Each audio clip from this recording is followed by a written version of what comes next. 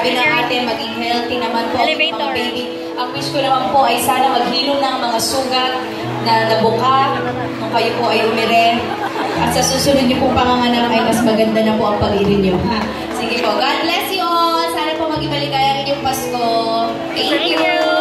Salamat po sa Nature Spring Distilled Water for this na nakatulong po tayo sa lahat ng mommies dito. Thank you.